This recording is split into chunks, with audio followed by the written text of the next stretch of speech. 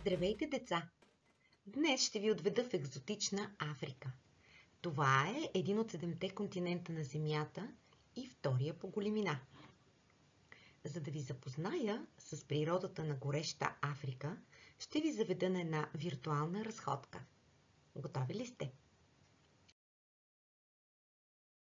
В Африка се намира най-дългата река в света. Това е реката Нил. Тя наистина е много дълга, нали? В Африка се намира и знойната пустиня Сахара. Гъстата, зелена и гореща джунгла. Там е и трудната за пресичане савана, където се срещат уникални животни.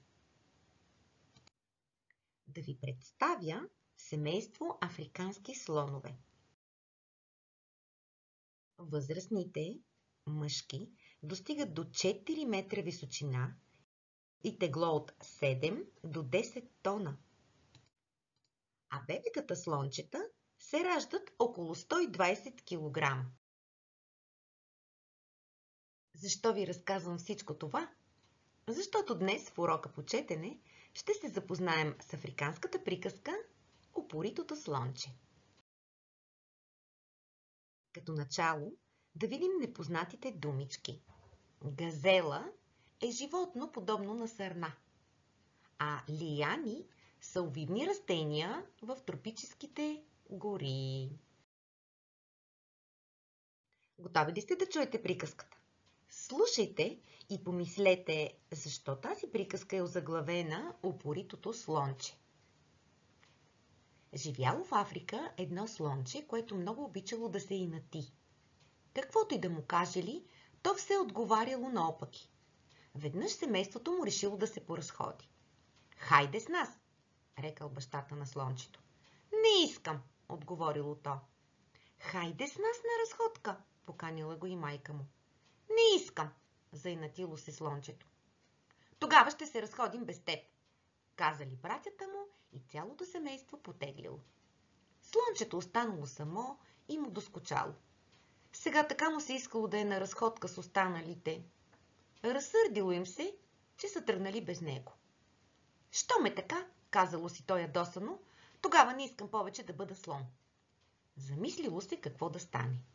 Край него притичала газела. "Ето такъв искам да бъда", извикало слончето и заподскачало. Ушите му се размахвали от вятъра, като листа на банан, а дебелите му крака се заплитали едни в други. Скоро от подскоците го заболяло цялото тяло.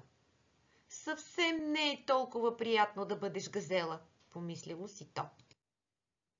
И точно тогава зърнало един зеленок гущер.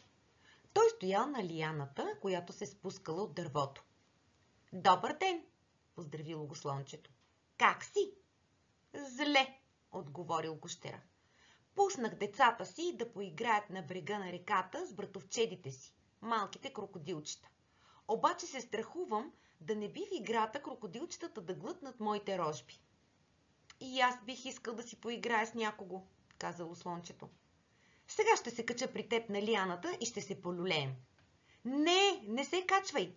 Ти си много тежък и ще скъсаш лияната. С Богом!" И гущерът се скрил сред листата на дървото. Слончето видяло един папагал, който прилитал от клон на клон. Сега най-после знам с какво искам да се занимавам", зарадвало се то. "Ще летя." Слончето направило голям скок, но странно защо не излетяло. Тупнало на земята и си натъртило единия крак. Папагалът насмешливо го гледал с едно око. "Тук няма място къде да се засиля", казало смутено слончето. "Аз ще ти покажа. Ето, виж как става", утешил го старият шегобиец. Подскочил и излетял от самия край на брега. Слончето повторило всичко, но вместо да литне, се плеснало във водата. измъкнало се на брега мокро, мръсно и цялото покрито с тиня.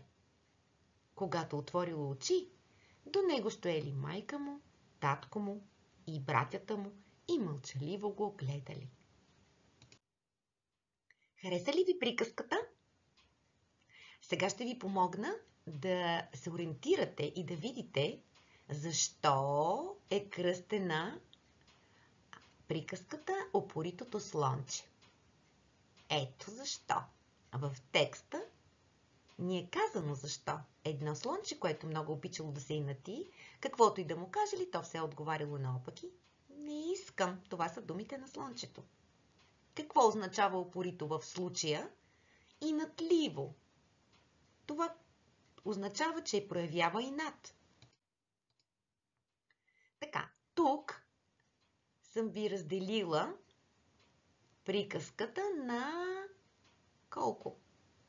5 епизода. Само, че не са подредени така, както трябва да бъдат. Вашата задача е да ги подредите в тетрадката според приказката. Една от задачите, разбира се. Има още. А тук е поуката от тази приказка, но вашата задача е да подредите правилно изречението.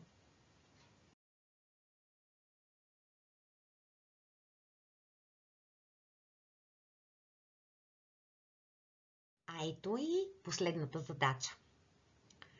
Искам да напишете в тетрадките си приказката от името на слънчето. Аз съм ви помогнала и съм ви показала как да започнете. Веднъж семейството ми ме покани на разходка. Аз отказах да отида с тях. Стана ми скучно. Разсърдих се, че тръгнаха без мен. Видях една газела, реших и аз да стана. Тук вие ще продължите. Надявам се да не е толкова трудна тази задача, да ви бъде забавно и ви пожелавам приятна работа. Чао за сега!